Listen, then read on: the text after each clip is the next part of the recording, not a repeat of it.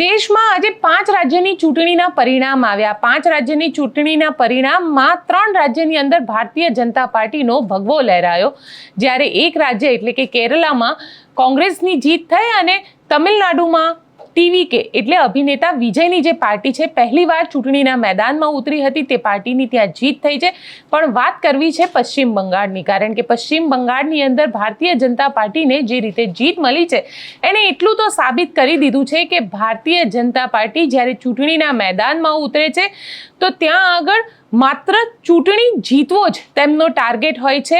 2021 હોય કે 2016 હોય, જે રીતે Bharatiya Janata party step by step મહેનત કરી રહી હતી અને આજે પશ્ચિમ બંગાળની અંદર ભગવો લહેરાવ્યો છે, ત્યારબાદ ટીએમસીની ઘણી બધી ઓફિસીસ ઉપર તોડફોડ પણ કરવામાં આવી છે। આખી વાતની ચર્ચા કરીશું, સાથે જ વાત કરીશું કોડીનારની, કારણ કે કોડીનારની અંદર કોંગ્રેસના જે જીતેલા ઉમેદવારો હતા તે જીતેલા ઉમેદવારોને અચાનક અડધી રાત્રે પોલીસે આવીને દાદાગીરી સાથે ધમકાવ્યા છે અને તેમને પૂછવામાં આવ્યું, તેમનું એક સ્ટેટમેન્ટ લેવામાં આવ્યું જેની ઉપર સહી કરવામાં આવી છે અને હવે ગુજરાત હાઈકોર્ટના દરવાજા પણ તેમના દ્વારા ખખડાવવામાં આવ્યા છે। સવાલ ઊભો થાય છે કે શું ખરેખર લોકશાહી મરી પરવાળી છે? શું અહીંયા પોલીસનું જ રાજ ચાલે છે અને પોલીસ પણ કેમ ગુંડાની જેમ વર્તન કરી રહી છે તેની પણ વાત કરીશું। નમસ્કાર, હું છું ગોપી ગાંગર અને આપ જોઈ રહ્યા છો નિર્ભય ન્યૂઝ। 5 રાજ્યની ચૂંટણીના આજે પરિણામ આવ્યા, સાથે સાથે ગુજરાતની ઉમરેઠ જે વિધાનસભા સીટ છે તેમાં પણ આજે પેટા ચૂંટણી હતી। આ પેટા ચૂંટણીમાં જે ભારતીય જનતા પાર્ટીના ગોવિંદભાઈ પરમાર હતા, તેમના દીકરા હર્ષદ પરમાર એ તેમનો વારસો, જે રાજનૈતિક વારસો છે તેને જાળવીને રાખ્યો છે। 30,000થી વધારે વોટથી ગોવિંદ પરમારની ઉમરેઠમાં જીત થઈ છે, એટલે ભારતીય જનતા પાર્ટી જે 162 સીટ ઉપર હતી તે હવે 162 સીટ ઉપર જ રહી છે અને જે કોંગ્રેસના ભૃગરાજસિંહ ચૌહાણ હતા તેમની અત્યારે હાર થઈ છે। આ પ્રકારનું પરિણામ પર પેટા ચૂંટણીનું આવ્યું છે। ઉમરેઠની જે પેટા ચૂંટણી હતી, કોંગ્રેસને ખૂબ આશ્વાસન હતું અને કોંગ્રેસનો વિશ્વાસ પણ હતો, કારણ કે વિસ્તાર જે છે અમિત ચાવડા અને ભરતસિંહ સોલંકીના વિસ્તારમાં આવે છે, એટલે ક્યાંક ને ક્યાંક કોંગ્રેસને એવું હતું કે આ વિસ્તારની અંદર તેમની જીત થઈ શકે છે, પરંતુ ભારતીય જનતા પાર્ટીના જે ગોવિંદ પરમારના દીકરા જે છે હર્ષદ પરમાર, તેમની અહીંયા આગળ જીત થઈ છે અને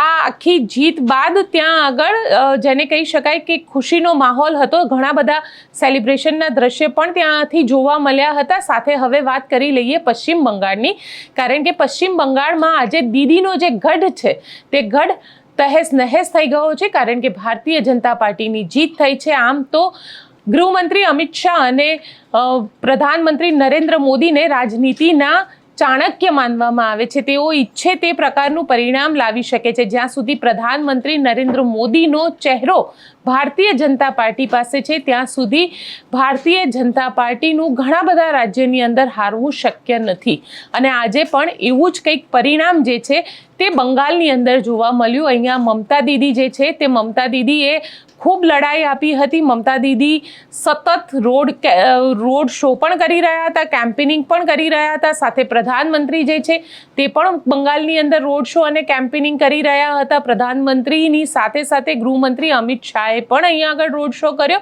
પરંતુ ક્યાંક ને ક્યાંક બંગાળમાં બીજેપીની રણનીતિ જે હતી તે રણનીતિ અહીંયા આગળ જીતી ગઈ છે। 2021 અને 2021માં જે વિધાનસભાની ચૂંટણી થઈ હતી અને તેમાં ભારતીય જનતા પાર્ટીએ હારનો સામનો કરવો પડ્યો હતો। ઘણી બધી જગ્યાએ એવું જોવા મળ્યું હતું કે 2021માં ભારતીય જનતા પાર્ટીના ઘણા બધા જે કાર્યકર્તાઓ હતા તેમને ખૂબ મારવામાં આવ્યો હતો, તોફાનો પણ થયા હતા। ચૂંટણી વખતે બૂથ કેપ્ચરિંગની કમ્પ્લેન આવી હતી, પણ 2024ની જે લોકસભાની ચૂંટણી થઈ એ લોકસભાની ચૂંટણીમાં ભારતીય જનતા પાર્ટીએ પોતાના નેતાઓને ત્યાં મોકલીને જે આખી મમતા દીદી એટલે કે ટીએમસીની જે રણનીતિ હતી તે રણનીતિને સૌથી પહેલાં તો સમજી અને આ રણનીતિને સમજીને ટીએમસીએ અહીંયા આગળ કામ કરવાનું શરૂ કર્યું।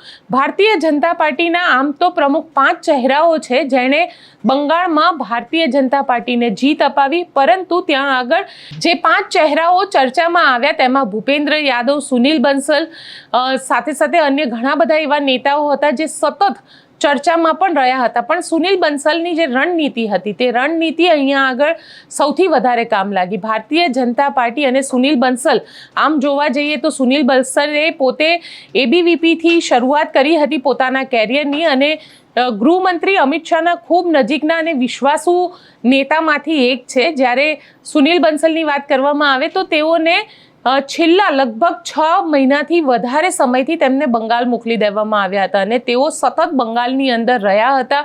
બંગાળની એક વસ્તુને તેમને પરખી હતી, કઈ રીતે દીદીની રાજનીતિ થાય છે તે પણ સમજી હતી અને ભારતીય જનતા પાર્ટી કઈ રીતે રાજનીતિ કરી અને જીતવા માંગે છે તેને પણ સમજી હતી.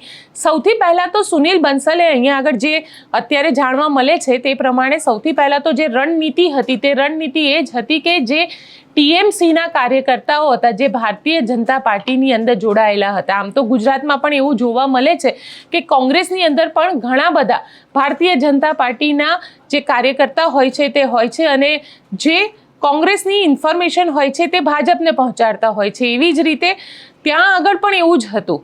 TMCના જે કાર્યકર્તાઓ હતા એ ભારતીય જનતા પાર્ટીમાં હતા અને ભારતીય જનતા પાર્ટીની દરેક વસ્તુ વાત એ માહિતી જે હતી તે TMC સુધી પહોંચાડતા હતા. સૌથી પહેલાં તો આવા જે કાર્યકર્તાઓ હતા તે કાર્યકર્તાઓની ઓળખાણ કરવામાં આવી, આ કાર્યકર્તાઓને સાઇડલાઇન કરવામાં આવ્યા.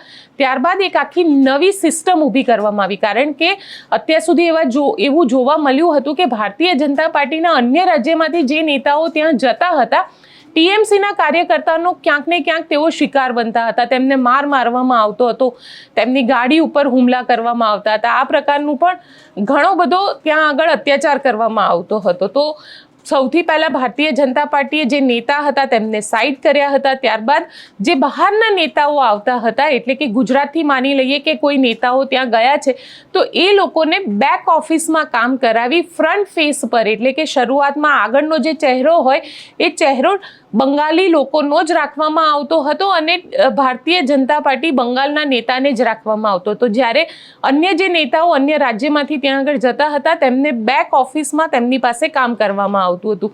સાથે સાથે SIR, કારણ કે એવું કહેવામાં આવી રહ્યું છે કે SIRની અંદર ઘણા બધા હિન્દુ નામોને અહીંયા આગળ હટાવી દેવામાં આવ્યા હતા, જે આખું એક લિસ્ટ બનાવવામાં આવ્યું હતું અને લગભગ એવું માનવામાં આવી રહ્યું છે કે જે લોકોના SIRની અંદર હિન્દુ વોટર્સ જે છે જેમના નામ હટાવવામાં આવ્યા હતા તે નામને છેલ્લા 3 મહિનાની અંદર SIRની અંદર ફરીથી જોડવામાં આવ્યા. એટલે મમતા દીદીનો જે ગઢ હતો એ ગઢની અંદર જો ગાબડું પાડવું હોય તો હિન્દુ વોટરને એક કરવા પડે, એટલે તેના માટેની પણ એક આખી રણનીતિ બનાવવામાં આવી અને હિન્દુ વોટરને એક કરી અને ત્યાં આગળ મમતાના ગઢની અંદર ક્યાંક ને ક્યાંક હુમલો કરવામાં આવ્યો, જે ભારતીય જનતા પાર્ટી અહીંયા આગળ સફળ રહી. સાથે જ આજે જ્યારે પરિણામો સામે આવ્યા અને પરિણામો આવ્યા બાદ ત્યાં આગળ TMCની જે ઓફિસ છે ત્યાં કાર્યાલય ઉપર તોડફોડ પણ કરવામાં આવી. ઘણી બધી જગ્યાએ આગ લગાડવા દેવામાં આવી છે, કારણ કે લોકોનો ખૂબ આક્રોશ છે TMCને લઈને અને એવું માનવામાં આવી રહ્યું છે કે જે TMCના જે વોટર્સ છે, જે લોકો TMCના સપોર્ટર્સ છે તેમને પણ ઘણી બધી જગ્યાએ મારવામાં આવ્યો છે. તે પ્રકારની વાતો પણ આજે પરિણામ બાદ સામે આવી અને જે રીતે અમિત શાહે ત્યાં આગળ ભાષણ આપ્યું હતું અને જે રીતે તેમને કહ્યું હતું કે મમતા દીદીના ગુંડાઓ પહેલા ચરણના વોટિંગમાં તો બહાર નથી આવ્યા, પણ જો બીજા ચરણના વોટિંગમાં બહાર આવશે ને તો 5 તારીખના પરિણામ પછી અમે તમને બતાડી દઈશું. આ રીતે અમિત શાહ દ્વારા પણ કહેવામાં આવ્યું હતું અને જાહેર મંચ ઉપરથી કહેવામાં આવ્યું હતું. એટલે જે રીતે ત્યાં આગળ પોલીસ કામ કરી રહી હતી, સિસ્ટમ એવી બનાવવામાં આવી હતી કે ત્યાં કશું જ ખોટું ન થઈ શકે. આ ખોટું ન થઈ શકે એના માટે ઇલેક્શન કમિશન પણ ત્યાં આગળ ખૂબ સતર્ક હતું.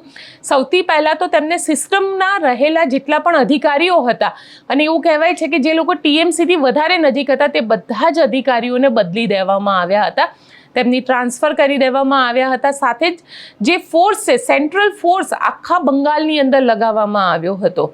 એટલે જો ઇલેક્શન કમિશન ધારે તો ફ્રી એન્ડ ફેર ઇલેક્શન થઈ શકે છે તેવું અહીંયા આગળ બંગાળની અંદર ઇલેક્શન કમિશન દ્વારા કરવામાં આવ્યું હતું. તેમને કામ એવું કર્યું હતું કે ફ્રી એન્ડ ફેર ઇલેક્શન ત્યાં આગળ લોકો કહી રહ્યા છે, પણ સવાલ એ ઊભો થાય છે કે જે વસ્તુ ઇલેક્શન કમિશને બંગાળની અંદર કરી, શું એ જ વસ્તુ ગુજરાતની અંદર કરશે?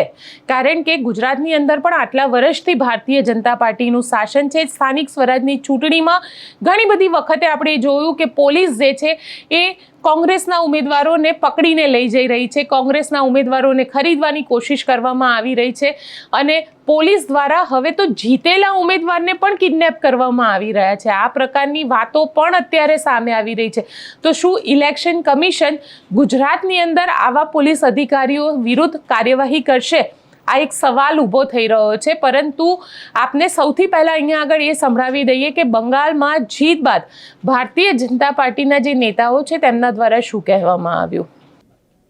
હવે જંગલ રાજમાંથી મુક્તિ મળીને એમની પોતાની સરકાર, પોતાના નેતાઓ એ આવનારા દિવસોમાં બંગાળના ખૂણે સુધી બંગાળના પ્રત્યેક નાગરિકોના હિતમાં કેન્દ્ર સરકાર, રાજ્ય સરકારની બધી જ યોજનાઓનો લાભ પહોંચાડવાનો, સાથે સાથે બંગાળના બધા જ ક્ષેત્રોને વિકાસની ગતિને અદ્ભુત ગતિ જોડે બંગાળના નાગરિકોને ત્યાં ને ત્યાં જ વધુમાં વધુ રોજગારી પ્રાપ્ત થઈ શકે તે પ્રકારની સરકાર આજે બંગાળમાં ભારતીય જનતા પાર્ટીનો એક ઐતિહાસિક વિજય થયો છે. આદરણીય પ્રધાનમંત્રી શ્રી નરેન્દ્રભાઈ મોદીજીની વિકાસની રાજનીતિ એ બંગાળના ગામે ગામ સુધી લોકોને ભારતીય જનતા પાર્ટી જોડે જોડવામાં એક ઐતિહાસિક સફળતા પ્રાપ્ત થઈ છે. હું એવું માનું છું કે બંગાળ નહીં પરંતુ દેશની રાજનીતિનું આજની આ જીત એ દેશની રાજનીતિની સૌથી મોટી અને ઐતિહાસિક જીત છે. આ જીતની બંગાળના બધા જ નાગરિકોને શુભકામનાઓ આપું છું અને સાથે સાથે મારા ભારતીય જનતા પાર્ટીના પ્રત્યેક સાથીઓને જે બંગાળના નાગરિકો માટે છેલ્લા વર્ષથી સંઘર્ષ કરી રહ્યા છે. અનેક લોકોએ પોતાની શહાદત આપી છે, અનેક માતા પિતાએ પોતાના દીકરા દીકરી ગુમાવ્યા છે, અનેક દીકરા દીકરીઓએ પોતાના માતા પિતા ગુમાવ્યા છે. આ બધા જ કાર્યકર્તાઓનું, આ બધા જ પરિવારને હું આજે બે હાથ જોડીને વંદન કરું છું અને બંગાળના બધા જ નાગરિકોને ફરી એકવાર ખૂબ ખૂબ શુભકામનાઓ પાઠવું છું. 5 રાજ્ય અને 5 રાજ્યના ચૂંટણીના પરિણામો આખા દેશની જેના ઉપર નજર હતી એ પશ્ચિમ બંગાળ, અને પશ્ચિમ બંગાળમાં ભવ્યતાથી ભવ્ય અને ઐતિહાસિક વિજય બદલ સૌ પ્રથમ તો હું પહેલાં આપણા માન્ય વડાપ્રધાન શ્રી નરેન્દ્રભાઈ મોદી સાહેબને ખૂબ ખૂબ અભિનંદન પાઠવું છું.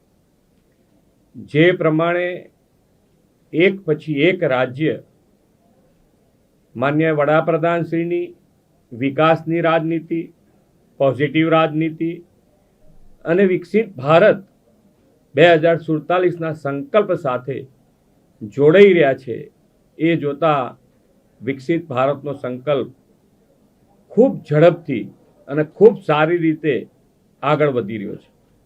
અને દરેક રાજ્યમાં ઇલેક્શન દરમિયાન જે કાર્યકર્તાઓ, ભારતીય જનતા પાર્ટીનો જે કાર્યકર્તા છે, એ કાર્યકર્તાની મહેનતને પણ હું ખૂબ ખૂબ અભિનંદન પાઠવું છું અને દરેક કાર્યકર્તાઓને ખૂબ ખૂબ શુભેચ્છાઓ પણ પાઠવું છું કે દરેક કાર્યકર્તાએ હંમેશા ભારતીય જનતા પાર્ટી એ કોઈ દિવસ હારમાંથી શીખીને પણ આગળ વધતા, જો કોઈ કાર્યકર્તા વધતો હોય આગળ અને કોઈ પાર્ટી જો આગળ વધતી હોય તો એ ભારતીય જનતા પાર્ટી છે. અને આ 5 રાજ્યમાં દરેક કાર્યકર્તાએ જે પણ કાર્ય કર્યું છે એ ખરેખર સરાહનીય છે.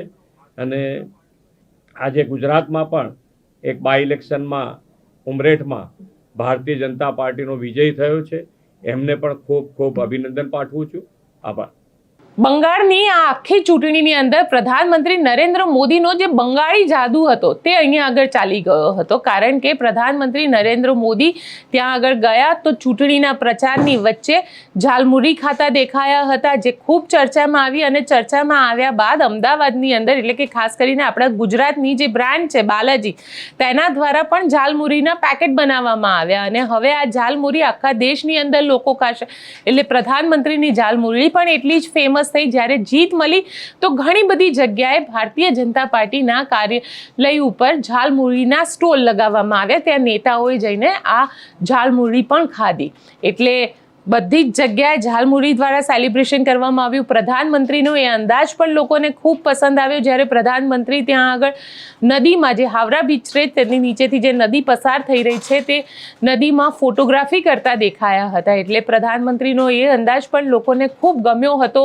ફૂટબોલ રમતા હતા તે અંદાજ પણ લોકોને ખૂબ ગમ્યો હતો, કારણ કે ફૂટબોલનો બંગાળમાં એક અલગ પ્રકારનો ક્રેઝ છે. અહીંયા લોકો ફૂટબોલને ખૂબ પસંદ કરે છે.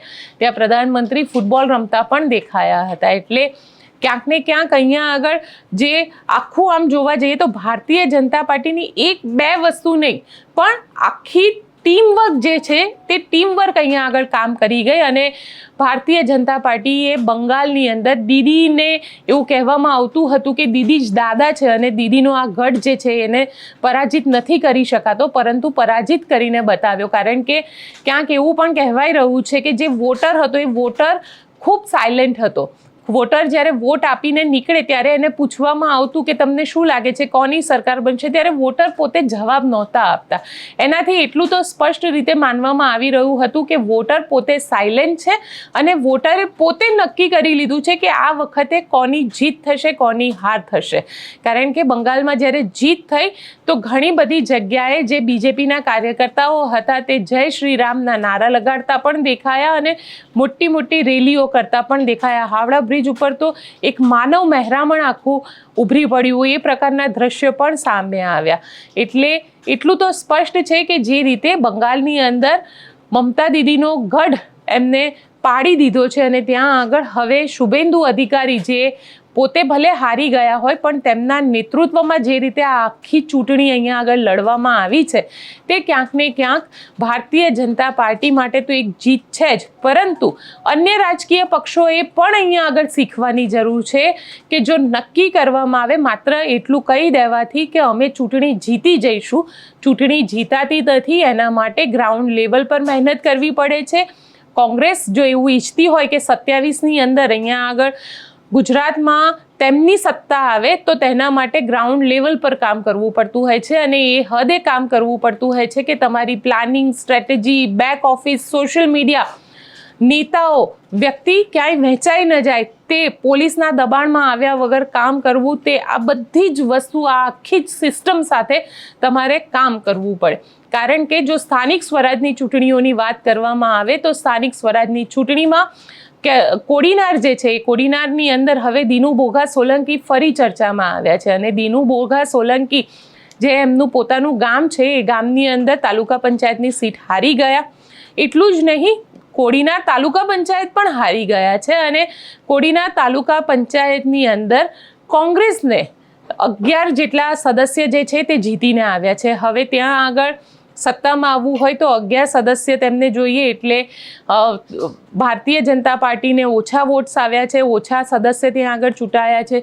કોડીનારના જે જીતાયેલા કોંગ્રેસના જે ઉમેદવારો છે તેમના ઉપર દબાણ કરવામાં આવે છે. આ ઉમેદવારો દ્વારકા ગયા હતા, ત્યાં દ્વારકાની અંદર તેમને પોતે એક હોટલની અંદર રોકાયા હતા. એ હોટલમાં અડધી રાત્રે પોલીસ આવી ચડે છે અને પોલીસ તેમની સાથે જબરદસ્તી કરે છે. તે પોલીસ તેમને ક્યાંક ને ક્યાંક ડરાવવા, ધમકાવવાનો અહીંયા આગળ પ્રયત્ન કરે છે. તેમને કહેવામાં આવે છે કે તમારું કિડનેપિંગ થયેલું છે, પણ જે ઉમેદવારો હતા તેમનું કહેવું હતું કે અમે તો અમારી મરજીથી આવ્યા છે, અમને કોઈએ કિડનેપ નથી કર્યા. હવે આ આખા મામલે આજે ગુજરાત હાઈકોર્ટના દરવાજા ખખડાવવા પડ્યા છે આ જીતેલા ઉમેદવારોએ. ક્યાંક ને ક્યાંક એવું કહી શકાય કે જે લોકો જીત્યા છે તેઓ હવે ડરની અંદર જીવી રહ્યા છે, કારણ કે તેમને ડર છે કે જે હારેલા ભારતીય જનતા પાર્ટીના નેતાઓ છે, એમાં દિનુ બોઘા સોલંકી આવી ગયા, તે સત્તાનો ઉપયોગ કરીને એમને ડરાવવા, ધમકાવવા અને હત્યા કરવા સુધીના ભયની અંદર તેઓ છે. તેમને પણ સાંભળી લઈએ. અચ્છા બા, શું કહેશો? તમને બીક લાગે છે? તમારી તો ઉંમર પણ ઘણી છે, તમે તો કોડીનારમાં આટલા વર્ષોથી રહો છો, પણ જે રીતે આ આખી ઘટના ઘટી છે, હવે તમે શું વિચારી રહ્યા છો? અમે દ્વારકામાં ધજા ચડાવવા માટે આવ્યા છે. એટલે ઓખામાં અમે રાત હતા, તો 100થી 150 પોલીસ આવી ગઈ. તો નીચેથી સાવી લોય ને 2 તો ફેમિલી સાથે નાના નાના બાળકો હતા. તો એ ખોલીને ધમકી મારી ને સાદા ડ્રેસમાં 2 બેન હતી લેડીઝ ને એક સફેદ ડ્રેસમાં હતી. તો અમે પૂછ્યું કે તમે શું કામને આવ્યા, અમને ધમકાવો શા માટે? તો કે અમને ઉપરથી દબાણ આવ્યું. તો અમે હું કોંગ્રેસમાં જીતા તો અમે કંઈ ગુનો કર્યો છે? અમે કંઈ ગુનો તો નથી કર્યો. અમે દર્શન માટે આવ્યા, અમે ધજા ચડાવવા આવ્યા. તો પછી મારી તો ઉંમર કહેવાય ને, તો પછી ડર તો લાગે ને અમને. તો ત્યાંથી અમને હાઈકોર્ટમાં અમારે રજૂ થવું પડ્યું. કોણ કરાવી રહ્યું છે? કોના કહેવાથી થઈ રહ્યું છે આ બધું? એ કોડીનાથથી દિનુભાઈ સોલંકી તરફથી કહેવા રહીએ. 100-150 પોલીસ. તમને પહેલા કોઈ ફોન કે એવું કંઈ આવ્યું હતું કે તમે ભાજપમાં આવતા રહો કે પછી તમે આ ફોર્મ પાછું ખેંચી લો, એવો કોઈ પહેલા ફોન આવ્યો હતો? નહીં, કોઈનો ફોન જ નહોતો આવ્યો. જીત્યા પછી તમને કોઈ ડરાવવાનો, ધમકાવવાનો પ્રયત્ન કર્યો? કોઈનો નહીં, કોઈનો ધમ. અમે રાજી ખુશીથી આવ્યા દર્શન કરવા માટે. હજી અમારે વાર હતી. એ લોકોના પ્રયત્ન છે કે એ લોકોને 2 સભ્ય ઘટે છે, તો એ 2 સભ્ય માટે જ એ લોકો આ પ્રયત્ન કરી રહ્યા છે કે એને કોંગ્રેસની ત્યાં સરકાર છે ને સ્થાપવા દેવી નથી. એટલા માટે એ લોકો દિનુભાઈ આ પ્રયત્ન કરે છે. એટલે બા, તમારું શું માનવું છે? કારણ કે આ જે પ્રયત્ન કરવામાં આવી રહ્યો છે, આ બેન કહી રહ્યા છે કે કોંગ્રેસની ત્યાં આગળ બોડી બનાવી છે તાલુકા પંચાયતમાં, એટલે જ આ થઈ રહ્યું છે. હા, એટલે જ થઈ રહ્યું છે. એને 2 સીટ જોઈએ છે, એટલે હું સત્તા એને ઘેર જ રહી ને એમ. કેમ એમને સત્તા જ કેમ જોઈએ છે? હવે એ તો મારા ઉપરવાળા ભગવાનને ખબર, અમારે તો બાપાની દયા. બિલકુલ બહેનો છે, આ બીજા પણ એક બેન છે, તેમની સાથે પણ ચર્ચા કરીશું, પણ આપણી સાથે ઘણા ભાઈઓ પણ અહીંયા આગળ છે. એ ભાઈઓ સાથે પણ આપણે ચર્ચા કરીએ. દાદા, તમે પણ ત્યાંથી જીતેલા છો અને તમારું શું કહેવું છે? આખો જે ઘટનાક્રમ થયો, પોલીસનું વર્તન કેવું હતું? મારું નામ રણધીરભાઈ લખણભાઈ ચૌહાણ, હું ગોલ્લેખાનો રહેવાસી છે અને કણવાસણ સીટ ઉપર જીતેલો છે. એની અંદર ઓચિંતા એવો ધમાકો માર્યો કે હું મારા બાપનો એક જ છે. આ લોકો કે ભાઈ આપણે ફરવા જવાનું છે, તો હું ફરવા વહી આવ્યા. પણ રાતે જે કંઈ સાવીઓ લઈને જે અમારા પર ધમપાછડા કર્યા અને મને તો જે ઉપાડીને કેમ જાણે ઘા કરે પોલીસ, અને પોલીસ બધી સાદા ડ્રેસમાં જ હતી. મેં કહ્યું ભાઈ તમે મને લઈ જવાનું છે, ગોંડા છે, તમે છે કોણ? એ કે તમે હાલો બેસી જાઓ ને પછી તો વાત કર્યો. કેમ ભાઈ વાત કર્યો? મેં કહ્યું અમારા માણસો જે છે, માણસો હરુભરું નહીં થાય ત્યાં લગા મેં અહીંથી નીકળશો નહીં. તમે લઈ જવાના છે કે મારી નાખવાના છે? કોને તમને મોકલે છે? ભાજપ સરકારે મોકલે? તો કે નહીં, એ તો સાહેબ જવાબ લે. મેં કહ્યું સાહેબ જવાબ લે તો તમે શું કમાય આમ સાદા ડ્રેસમાં મારો રૂમ ખોલીને મારા ઉપર સડી ગયા, મારા કપડાં નથી પહેરવા દેતા અને એવા ધમકાવતા હતા કે હાલો હાલો એમ ઢહડીને બહાર કેમ કાઢે, એમ ઢહડીને બહાર કાઢ્યું. મેં કહ્યું એમ નહીં આવું ભાઈ, મારા માણસો છે અહીંયા રૂબરૂ દેખાય મને પછી હું બેસવાનો છે ગાડીમાં. તમે અમને મારી નાખવા આવ્યા કે તમે અમારું ખૂન કરી નાખો? અમને બહુ બીક લાગે છે મને, કારણ કે ભાજપ સરકાર કોડીનાની બહુ ભયંકર છે. અમારે દિનુભાઈનું તો અહીંયા ધબધબો બોલે, કંઈક ને મારી નાખે ભાઈ. તો અમને તો શું બીક લાગે ને, મારા બાપનો ભાઈ એક જ છે, હું મારે યારે કોઈ નથી. તો મને તો બહુ બીક લાગી. એટલે મેં તો પછી બહુ સમજાવ્યા, તો એ પણ એ કહે કે નહીં તમે બેસી જાઓ ગાડીમાં, તમને સાહેબ જવાબ દે. સાહેબે અમને અડધી કલાક સુધી બેહાડે. અહીંયા સેટ 3:30 વાગે છોડ્યા, ત્યાં લગી અમને પૂછ્યું તમારા પર કોનું દબાણ છે? અમારા પર કોઈનું દબાણ નથી. અમારી પાર્ટીમાં અમારા પર કોનું દબાણ હોય? અમે તો દર્શન કરવા આવ્યા, એટલા દી કેમ રોકાણા? અમે કીધું દર્શન કરવામાં તો 5 દી પર રોકાવું પડે. અમે ફરતા એક દી ફરીએ, તડકો લાગે તો અમે બપોર ના જઈએ, 2 દી રોકાણે 3 દી અમારે ધજા ચડાવવાની બાકી છે.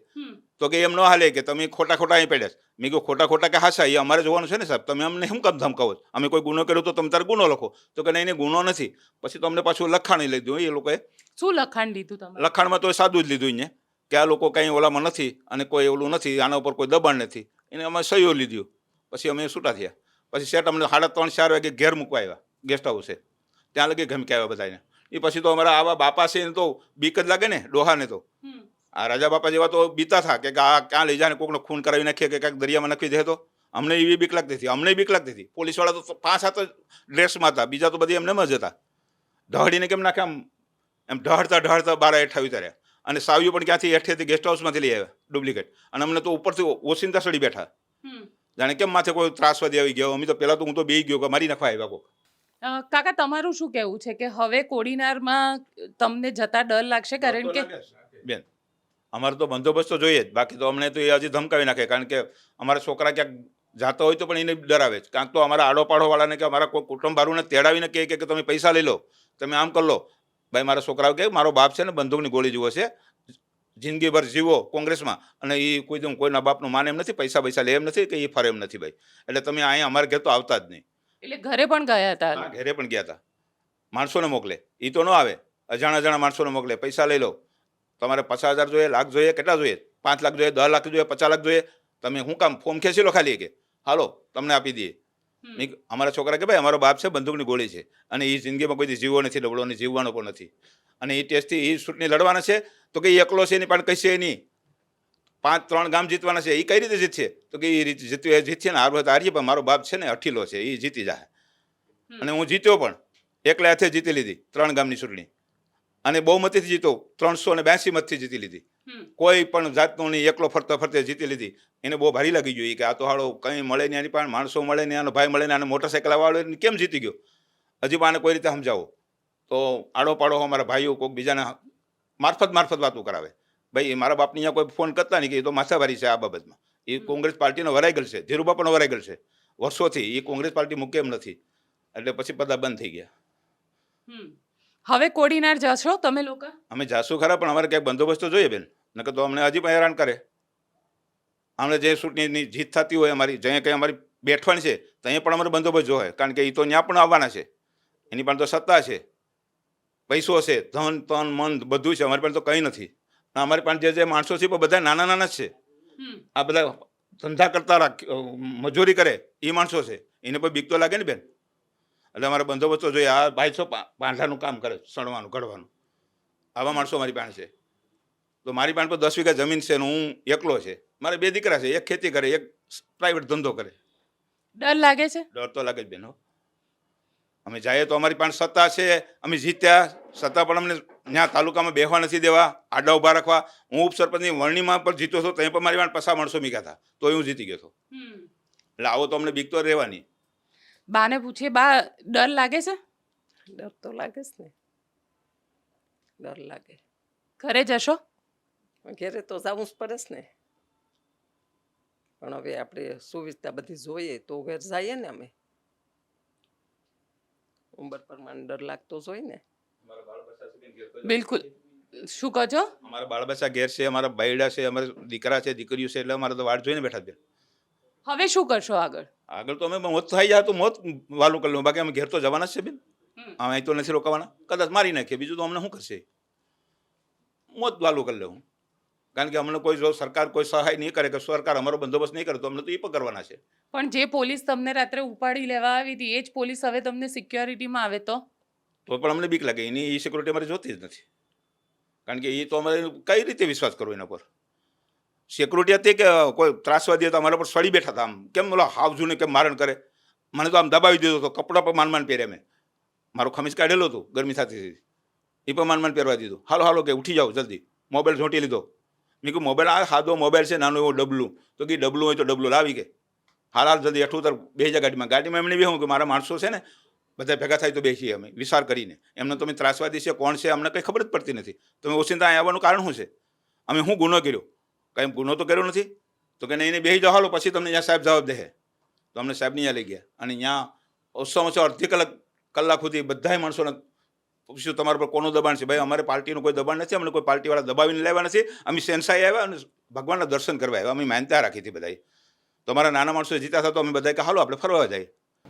અહીંયા તમે કોંગ્રેસના જીતેલા એ ઉમેદવારોને સાંભળ્યા કે જે જીત્યા બાદ પણ હજી ભયના ઓછાયા હેઠળ જીવી રહ્યા છે, કારણ કે એમને ક્યાંક ને ક્યાંક ડર સતાવી રહ્યો છે કે જો પોતે કોડીનાર પાછા જશે તો ક્યાંક તેમની હત્યા કરી દેવામાં આવશે, ક્યાંક તેમને મારવામાં આવશે, કારણ કે દિનુ બોગા સોલંકી જે ત્યાંનું મોટું માથું છે અને તેમના જ દ્વારા આ બધું કરવામાં આવી રહ્યું છે તેવો પણ તેમના દ્વારા સ્પષ્ટ રીતે આરોપ લગાવવામાં આવ્યો છે.